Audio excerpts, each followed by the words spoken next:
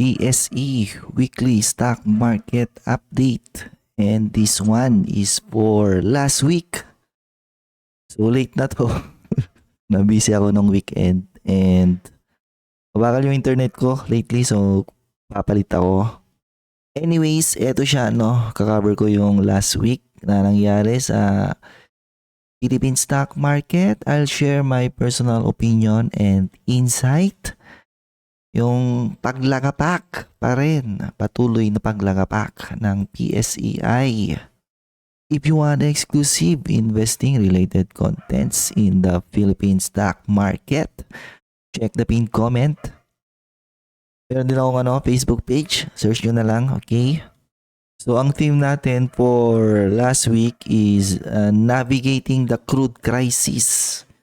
The geopolitical tightrope. So, storya pa rin is yung US versus Iran and na-block yung Strait of Hormuz, blah blah blah. Therefore, crude oil, I think malapit natin siya sa 100 recently.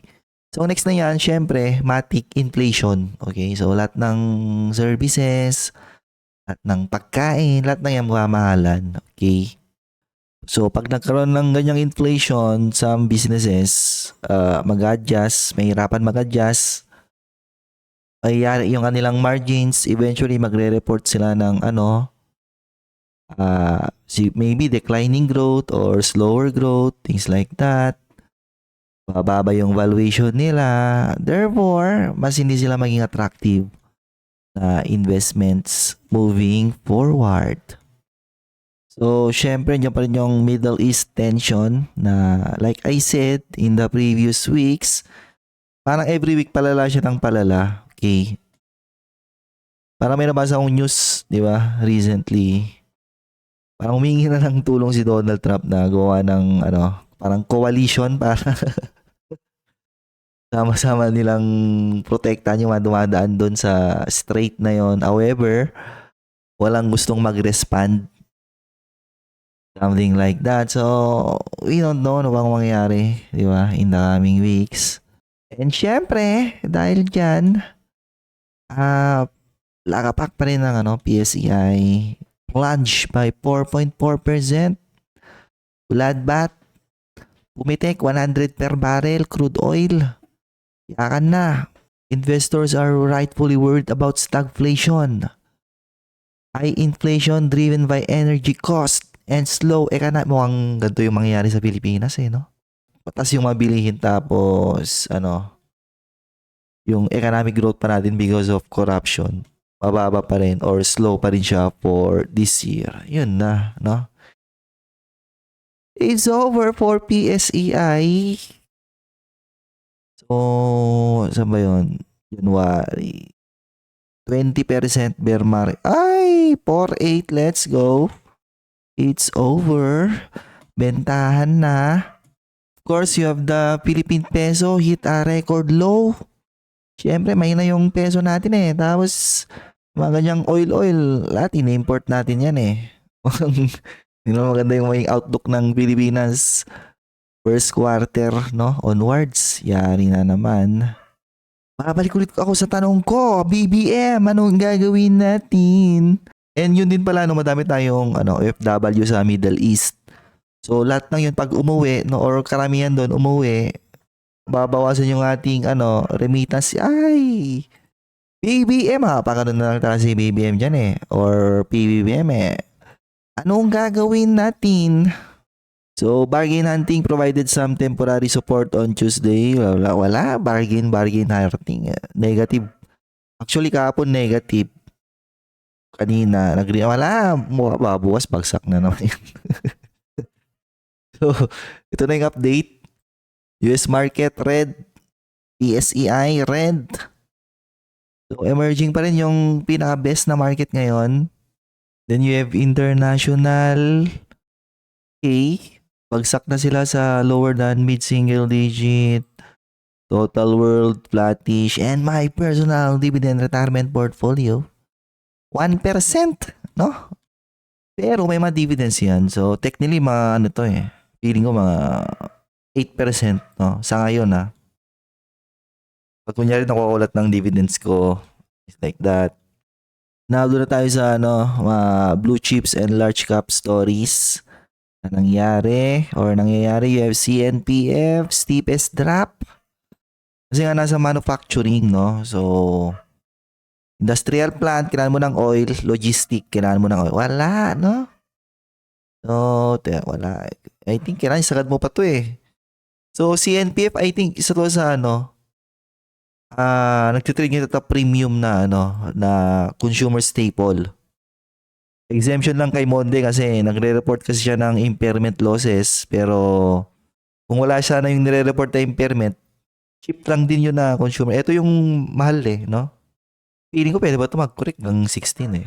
In my personal opinion, sell down nyo na yan. Okay? You have ICT.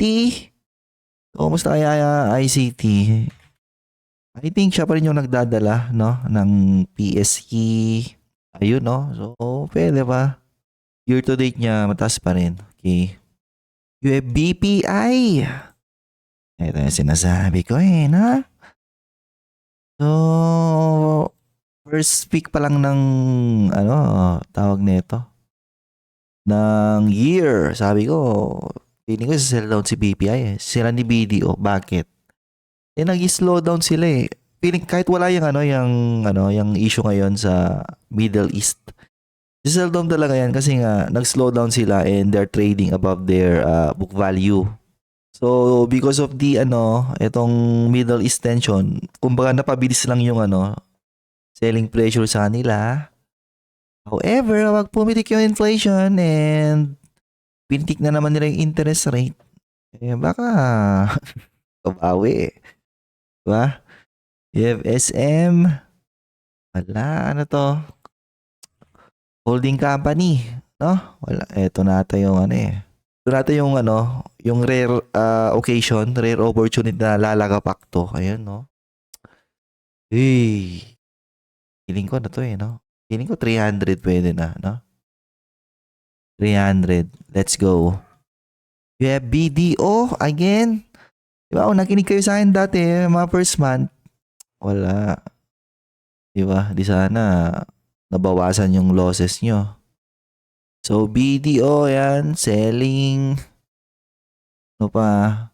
MBT, nagdidip siya, pero hindi siya ganun kalala compared kay diba? MBT tsaka, BDO tsaka PPI. Ayan, And eto, 66. Value nito nasa 90 plus. Yun yung diba? Medyo attractive. Assuming mas binilisan niya yung kanyang growth trajectory. If avoid this power, so maging resilient yung mga power companies. Especially yung may mga power plant na mga renewable or yung mga coal-fired na mga power plant, ganyan. So, AP seems to be resilient. If Ali, so pipitik inflation. Pag pumitik interest rate, yari, no? So, mayari mga property sector ngayon. So, 18, no? Grabe to, no? Pero before this tension, no? Nasa ko na yun eh. Binavalue ko na to, overvalued eh. So, sure mag-correct siya rito. Similar to MEG, no? Pag tingnan niyo mga price action nila MEG, nag-correct sila close to their kung dati pa mag-correct siya na yield na tawag nito mga 4 to 5%, ganon. So, kunyari ganyan, tapos times 2. Oh, nag-correct siya. 15, wala, kulang. Siguro mga 10. Nag-correct siya 10 pesos. 7 yan dapat, no? 7% yield. Let's go. You have Globe na maging resilient din mga telco eh. Di ba? Wala mang logistics tong mato. Well, may utang sila. Mayayari sila pag pumitik ulit yung interest rate. You have EMI showing some signs of wala EMI. So, ito na yung ko matagal ko itong wina-warning eh. Well, nag-correct siya dito and then may biglang pumitik ulit kasi Last year may few quarters siya na parang nabuhayan yung kanyang brandy segment, pero mukhang false lang talaga yun. False recovery. So mukhang mayari. Tutuloy-tuloy na naman to. Okay? Then you have the mid caps, RCR. So lahat ng nagsitalunan sa RCR, no? RCR, high quality rate. Diba? Main index. So ano yan? Tawag nito. Pupunta yan, 250 billion market cap. Yun pala, premium na yan eh. Ilang willing buyer na may billion or hundreds of billion yung cumulative na pang-buy up nila yan just to buy an expensive rate. Wala na, mahirap na yun. Management plans to infuse more asset with a target price of 8.4. Yan na naman. So yung mga ganyang target price, 8, wala yan dyan eh. Nasa yan? Nasa number of shares na issue nila yon, okay? Kasi minsan medyo pang yan eh. Pang tawag nito. Pampagulo 8.4. 6.8. Maging useless sila and then 8. Under pa. Walang ganon. Nasa number of issued shares. Okay? You have Mega World expanding its rate framework to include non-traditional asset. So, musta Mega World, no? Ay, Mega World ba yan? O tama, Meg. So, Meg, kanina lumalagapak ang Meg. Sakto lang kasi lumagapak na to eh. Si Ali malang parang ganito lang yung pupunta nung Ali ngayon eh. Diba? Babalik siya sa near its low levels dati. You have A-rate. Siyempre, yan eh. Trading at a premium valuation. Kaya, natural lang. Diba? Na may magbebenta na dyan. Okay. So, yung makakatalon pa lang ng mga newbie kay last year. Kasi last year, yan yung pinopromote lagi eh. Dapat lahat ng portfolio may A-rate tsaka RCR. Ganon. Diba? So, you have VLC. Ito. May nag-uusapan niya. You have M-Wide. Infrastructure Finances Mounting Rate. Wala to. Iba na yung M-Wide ngayon sa M-Wide dati. And nagbago siya pero yung utang niya nandun pa rin. So, wala, mahirap to, no? Especially wala ganong infrastructure project ngayon sa Pilipinas. Okay. You have DNL. Monitoring for a potential bounce. Wala, mayayari na naman to. Di ba? Industrial. Re-recover ka pa lang, mayayari ka na. Sinasell down. So, medyo karoon siya ng signs of recovery last year ata. However, yung nito, leverage niya, umakyat. So, mukhang marireverse naman yung trajectory nito. Mayari to. Mataas yung crude oil tapos assuming pumitik yung inflation, umakyat yung interest rate ulit and malaki utang nito. Baka all-time low in my personal opinion. You have FB. So, FB kasi, while yes, consumer stable siya, manufacturing, pero ang produkto kasi nito, tawag nito, may pagka-premium, okay? Unlike URC na manipis yung margin, ang FB, ang market ng mga product ng FB is mostly mga middle income patas eh. Siyempre, dyan pa yung maalak segment niya. So, medyo resilient si FB. Maski nung 2022, no, nung pumitik yung oil price, medyo resilient din siya during that time. You have SCC emerging as a potential hedge stock if global call, which is parang yung nangyayari ngayon, di ba? So, crude oil pumipitik. Ano yung next na alternative na dirty fuel? Cooling, coal, ayan, di ba? So, kapag ganyan na elevated yung crude oil price, it's just a matter of time, pipitik na tong coal na to eh. Mag-open up na dyan yung ibang mga coal-fired power plant, tatas yung demand ng coal. Eventually, pipitik na rin yan. Ang issue lang ngayon kay SCC is that andun pa rin yung bidding war. Okay? So far, sa nabasa kong nag-submit, MGen ng Meralco tsaka SMC yata doon din. Pero Meralco gusto nila makipag-partner sa DMC or sa mga Kunsunji. It goes to show you na hindi nila kaya mag-isa eh, di ba? Pwede silang makipag-partner, no? Pwedeng pumayag ang Kunsunji. Pero may kapalit na asset, di ba? Certain, stake ko na certain asset. Yun yung pwedeng mangyari dyan. So para bang feeling ko lumalakas yung tawag nito. Mas lumalakas yung chance na Kunsunji yung makakuha lalo na at may energy, magkaroon tayo ng energy crisis sa Pilipinas. Mahirap magkaroon ng disruption sa coal. A big part ng ating power generation is nasa coal pa rin yan. Then you have Converge. Staying on the side is the tech sector. Tawa talaga ako sa Converge na gino-consider pa rin siya sa tech stock, no? I think kailan yung consider to sa utility stock. Okay. So, sinasell down siya recently. Nag-declare to no? So, dahil utility stock to, personally, yun yung consideration ko sa kanya. Okay. 0.49 divided by, nyari mag-correct siya. Bumalik siya sa 8, no? Divided by 8. 6, yun dapat, no? 6% yield. Yun dapat.